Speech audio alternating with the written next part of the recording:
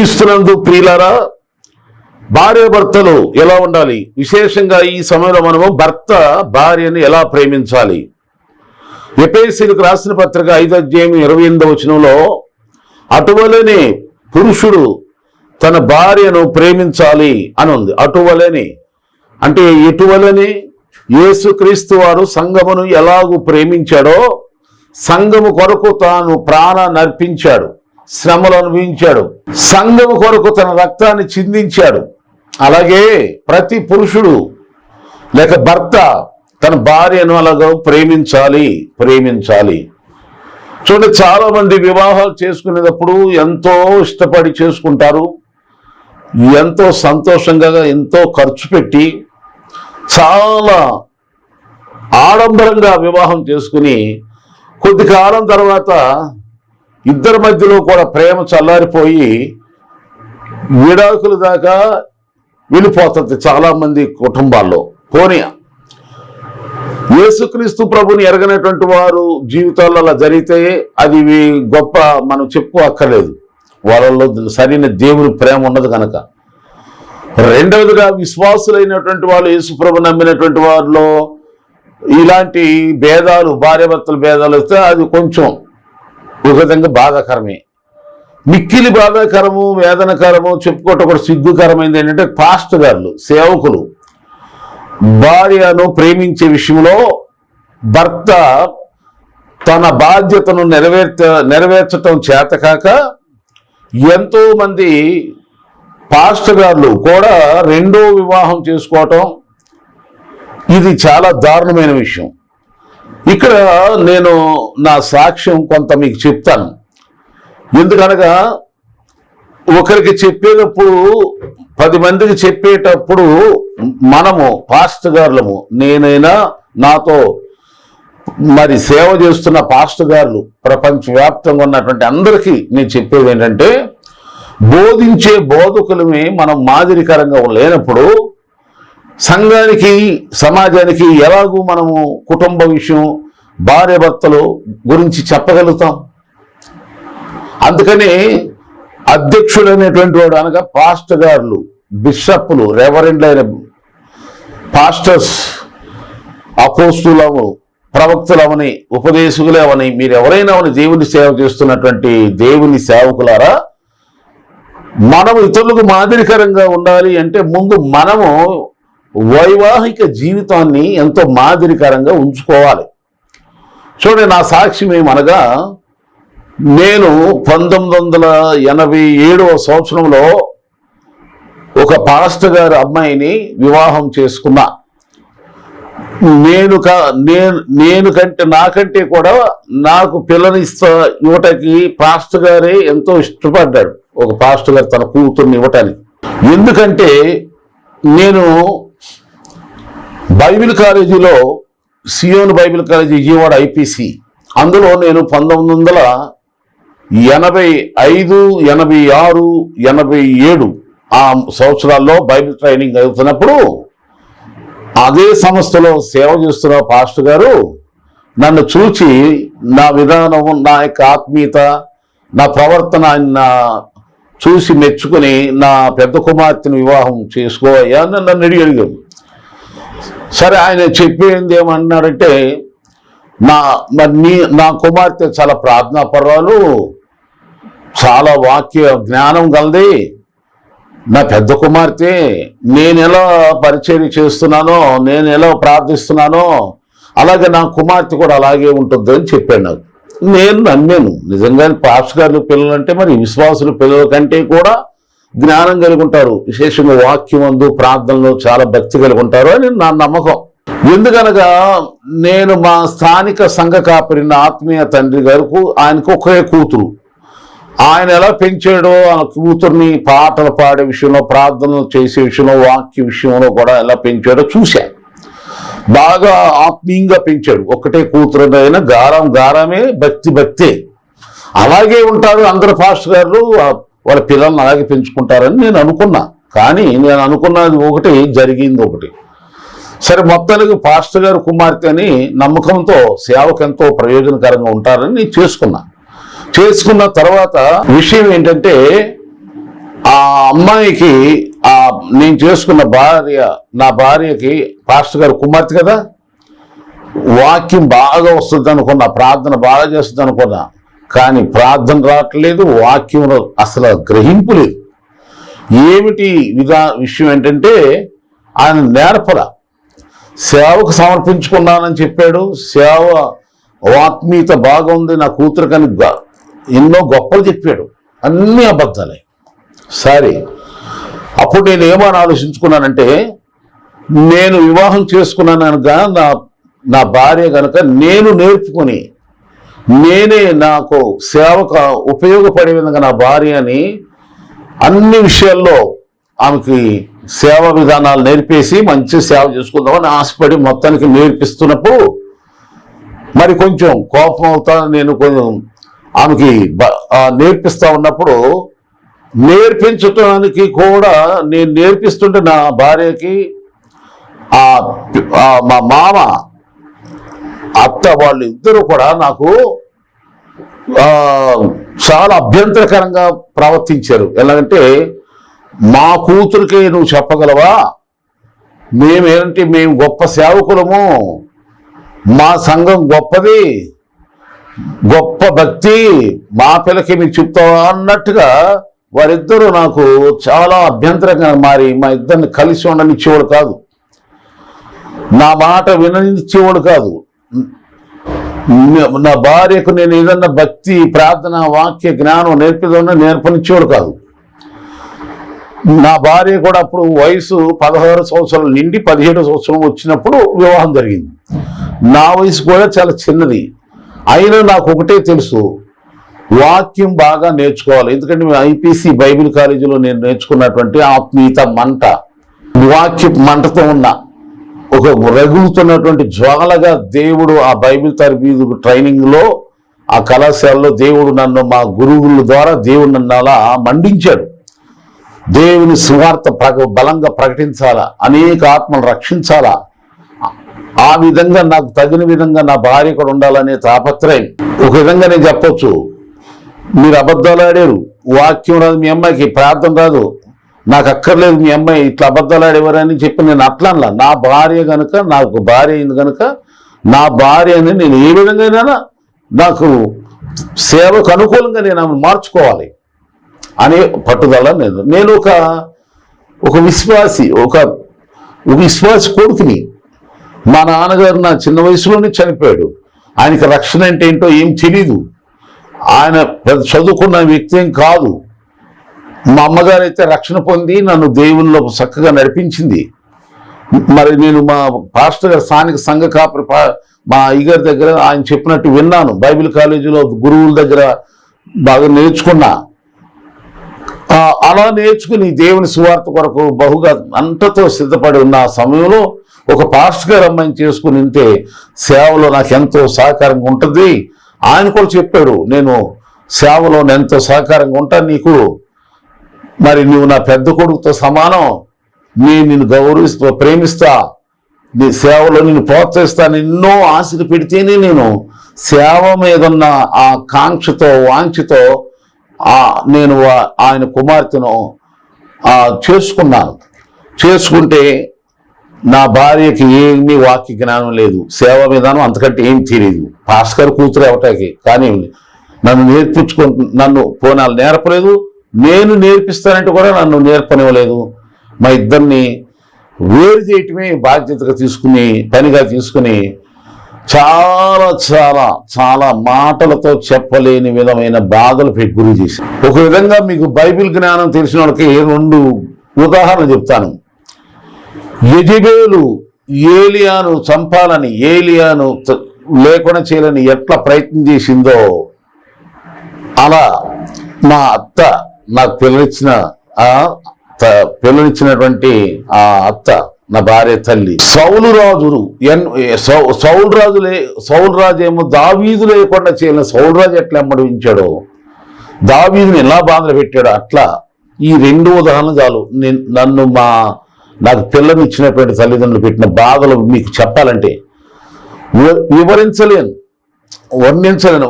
ఒక ఆడపిల్ల తల్లిదండ్రులుగా పిల్లనిచ్చినటువంటి తల్లిదండ్రులుగా, మరి విశేషంగా సేవకులుగా నన్ను పెట్టినటువంటి కష్టాలు లోకములో ఎలాంటి మూర్ఖులు ఉంటారే, చదువు లేనోళ్ళు, సంధి లేనోళ్ళు, అసలు భయం లేనోళ్ళు, జ్ఞానం లేని ఉంటారు, వాళ్ళు కంటే ఘోరమైనటువంటి విధంగా నన్ను కష్టపెట్టు. నేను చట్టరీతిగా నా భార్యను విడిచిపెట్టేటువంటి అవకాశాలు వాళ్ళే ఎన్నో కల్పించారు నాకు. వాళ్ళకు కూడా ఇష్టమే, ఎందుకంటే నేను ఆ సమయంలో వాక్యంలో బాగా మండుచు నాకు పిల్లనిచ్చిన మామ కంటే కూడా ఎక్కువగా బలంగా వాడబడుతూ వాక్యం చేత అనేక మందిని హృదయం కదిలింపజేస్తూ దేవుని పనిలో బలంగా వాడబడతాం ఆయనకి ఇష్టం లేదు. సౌలు రాజు తర్వాత దావీదు రాజు అవుతాడని ఆయన తెలుసు. అందుకని ఆ దావీదు యొక్క ఆ సత్ప్రవర్తన, ఆ సుబుద్ధి, ఆ సహించలేక అలాంటి మంచి దావీదును ఉండకుండా భూమి ఇవ్వకుండా చేయాలనుకున్నాడు. ఎందుకంటే తర్వాత రాజు అయ్యేది ఆయనే కదా అని. అలాగే నాకు పిల్లనిచ్చిన వాడికి కూడా అలాంటి కుళ్ళు బుద్ధి, అసూయ బుద్ధి పుట్టి నన్ను దెబ్బ చేయాలంటే నా భార్యను నా దగ్గర నుండి తీసుకెళ్ళిపోవాలనుకున్నాడు. అలాగే చేశాడు. నా భార్యకి ఏం తెలియక వాళ్ళ మాట ఇంది, తల్లిదండ్రుల మాట విని చాలా కష్టాలు పెట్టి తర్వాత తెలుసుకుని ఎన్నో పరిణామాల తర్వాత నేనెవరినో తెలుసుకుని ఆమె తనంతట తాను అలా తల్లిదండ్రులను ఎదిరించి వచ్చేసింది. వచ్చినప్పుడు దేవుడి దయ వల్ల నాకు మొదటగా కుమారుడు దేవుడిచ్చాడు, నోయల్ పీటర్. ఆ నోయల్ పీటర్ పుట్టినాక, నా పెద్ద కుమారుడు పుట్టినాక కొంచెం వాళ్ళ ప్రేమ కలుగుద్దని మళ్ళా నేను నా భార్యను వాళ్ళ ఇంటికి పంపిస్తే మళ్ళా వాళ్ళు మమ్మల్ని విడగొట్టేసేయాలని చెప్పేసి మళ్ళా ప్రయత్నం చేశారు. కానీ వాళ్ళ ప్రయత్నాలు పారలేదు. కారణం ఏంటంటే నా ప్రేమ ఎదుట, నేను నా భార్యను ప్రేమించిన ప్రేమ ఎదుట వాళ్ళ తల్లిదండ్రులు, నా భార్య యొక్క తల్లిదండ్రులు, నా అత్తమామల యొక్క ప్రయత్నాలన్నీ కూడా విఫలమైపోయాయి.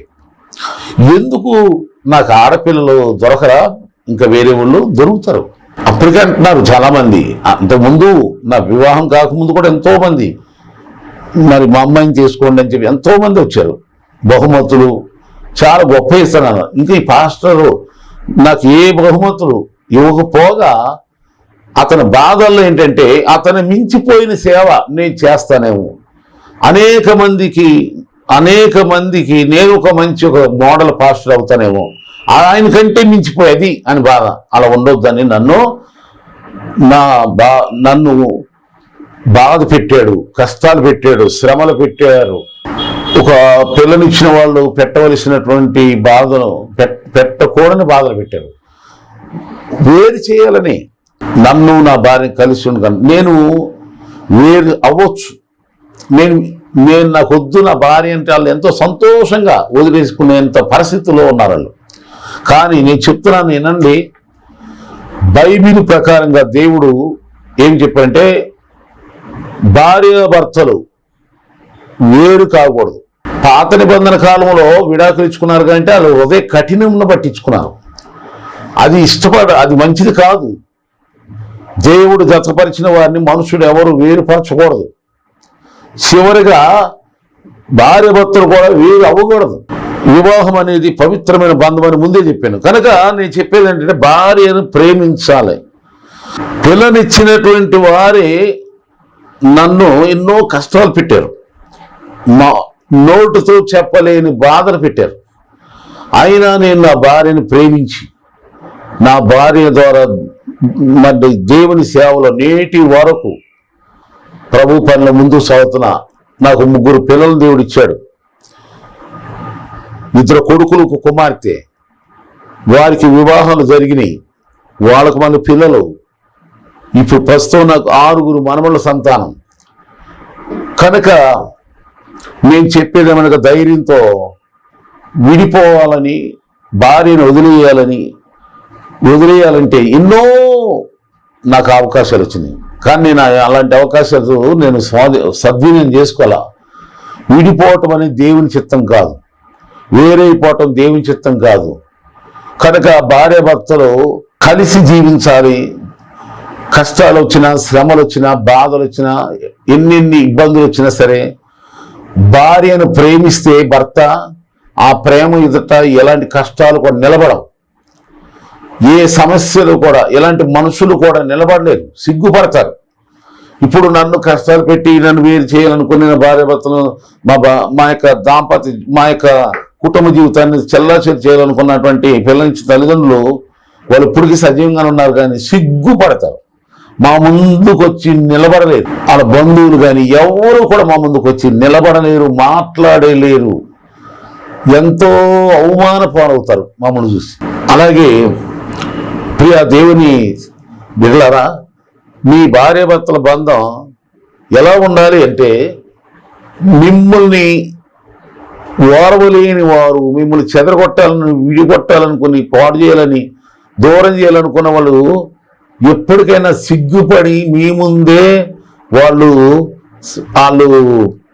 పనికి దిక్కుమాలినలాగా, సన్నాసుల్లాగా తలవంచేలాగా మీ యొక్క దాంపత్య జీవితాన్ని కాపాడుకోండి అని నేను మనవి చేస్తున్నాను. వేరవిపోవాలంటే ఎంతోసేపు పట్టదు, దూరం ఇవ్వాలంటే ఎంతసేపు పట్టదు, విడిపోవాలంటే ఎంతసేపు, విడాలంటే ఎంతో పట్టదు. కానీ అది గొప్పతనం కాదు. ఎలాంటి మరి శ్రమలైన ఒక ప్రేమ ఎదుట నిలబడలేవు. కనుక యేసు క్రీస్తు ప్రభు వారు సంఘమును ప్రేమించి తను తాను సమర్పించుకున్నాడు. అలాగే భర్త కూడా భార్యను అలాగే ప్రేమించమని యేసుక్రీస్తు ప్రభు వారు చెప్తున్నారు. కనుక ఈ సందేశం వింటున్నటువంటి పురుషులారా, భర్తలారా, వివాహమైన బిడ్డలారా, మీరు పెద్దలు సమకూర్చిన వివాహమా, లేకపోతే మీరు ఇష్టపడి చేసుకున్నటువంటిది ఏదైనా సరే, పెండ్లే వివాహమే. ఒక్కసారి వివాహం అయిన తర్వాత ఆ వివాహానికి ఎంతో విలువనివ్వండి. ఏదో బట్టలు మార్చేసినట్టుగా, కారులు మార్చేసినట్టుగా, వస్తువులు మార్చేసినట్టుగా, వస్త్రాలు మార్చేసినట్లుగా, స్థలాలు మార్చేసినట్టుగా, ఈ డబ్బులు ఏదో చిల్లర మార్చేసినట్టు అలా చేయమాకండి. వివాహం పవిత్రమైంది, 10 తరతరాలు నిలబడేటువంటి పవిత్రమైనటువంటి కార్యం గనక, బంధము గనక భార్యను ప్రేమించండి. భర్త విశేషంగా, నేను ఒక పురుషునిగా, ఒక భార్యకు భర్తగా నేను చెప్తున్నా, నేను అనుకుంటా, నేను అనుభవించినటువంటి శ్రమలు ఎవరు కూడా అనుభవించరేమో నేను అనుకుంటా. ఉండొచ్చు ఒకవేళ మీలో కూడా ఎవరైనా.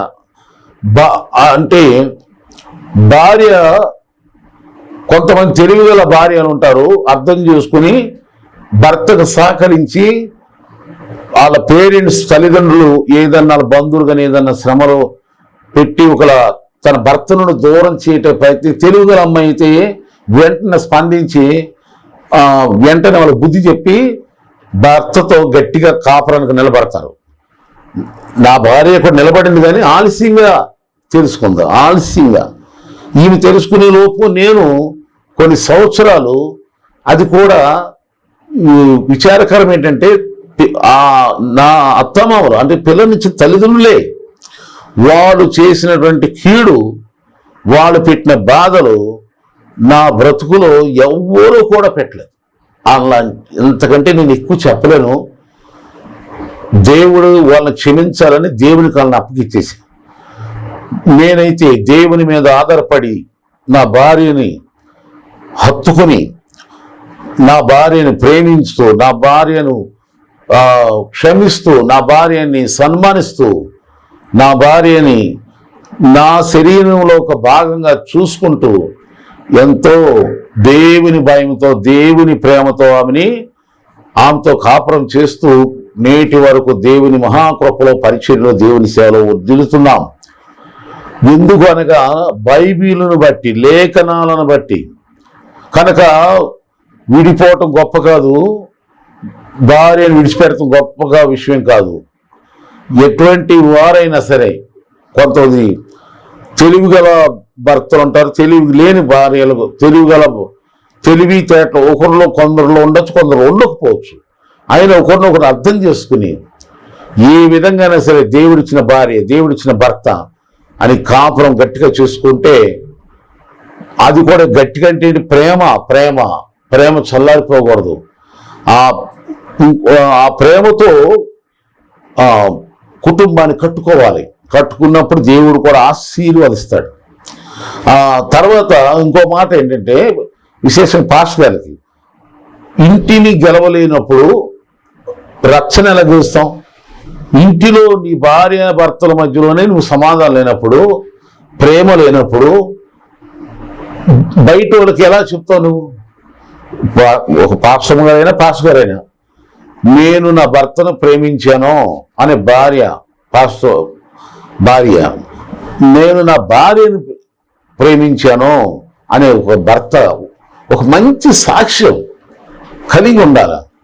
అదే మన యొక్క సాక్షి గొప్పది.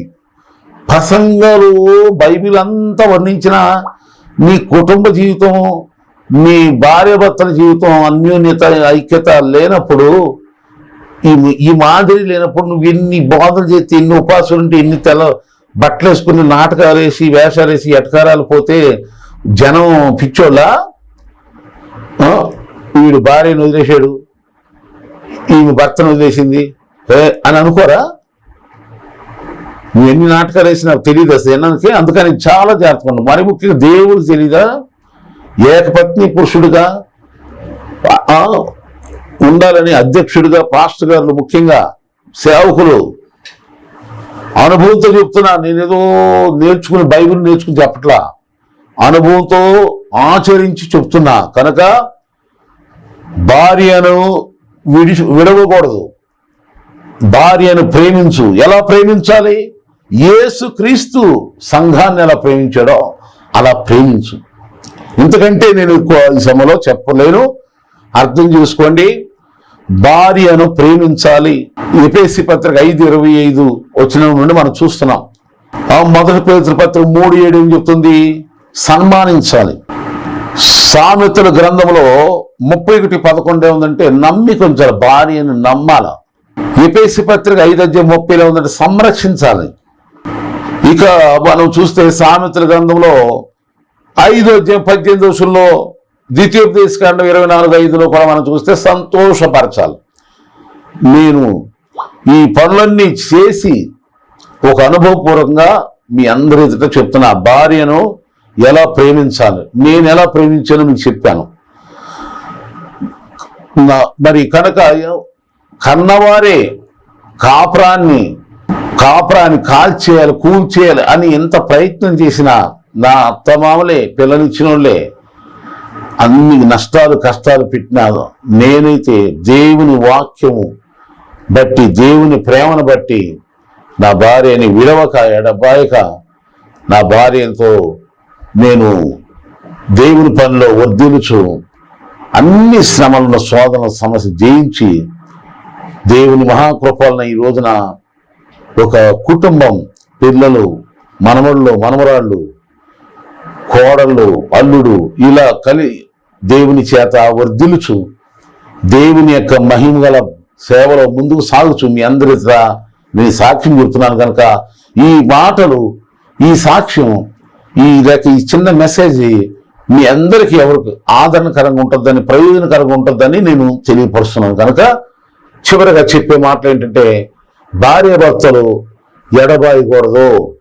ఎటువంటి కష్టాలు వచ్చినా సరే, ఇలాంటి శ్రమలు వచ్చినా సరే, ఆ ఇద్దరు కలిసి, అందుకే 3 పేటల తాడు త్వరగా తెగిపోదు కదా, ఏక మనసు కలిగి ఐక్యత కలిగి ఎలాంటి శ్రమలు ఇరుపక్షాలు మనుషుల ద్వారా, బంధువుల ద్వారా, ఇంకా వేరే ఏ విధంగా వచ్చినా సరే వాటిని జయించి భార్య భర్తలు సమాధానంగా ఉండి సైతాన్ని జయించి దేవునికి మహిమ కలిగే లాంటి జీవితాలతో ప్రతి ఒక్క కుటుంబం, ప్రతి స్త్రీ పురుషులుగా ప్రతి భర్త భార్య ఈ విషయంలో గట్టిగా గ్రహింపు కలిగి దేవుని ప్రేమతో అన్ని సమస్యలను జయించి, పేదరికమైనా సరే, మానసిక సమస్యలు, బలహీనత, అనారోగ్య సమస్యలు, మనుషుల ద్వారా, ఇంకా సాతాను కుతంత్రాలు ఇలాంటివి వచ్చినా అన్నీ మీ ముందు మీ కాళ్ళకి చితకచొక్కబడాలి, మీరే గెలవాలి.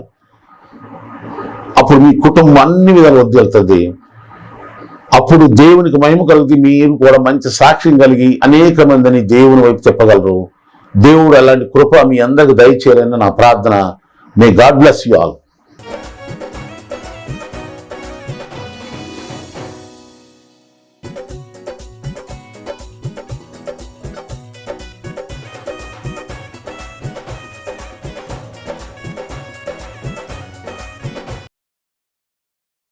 ఈ మెస్సేజ్ స్వరం యూట్యూబ్ ఛానల్ని సబ్స్క్రైబ్ చేసుకుని లైక్ చేసి కామెంట్ చేసి అందరికి షేర్ చేయండి. దేవుని పనిలో పాలు పొందండి. God bless you all.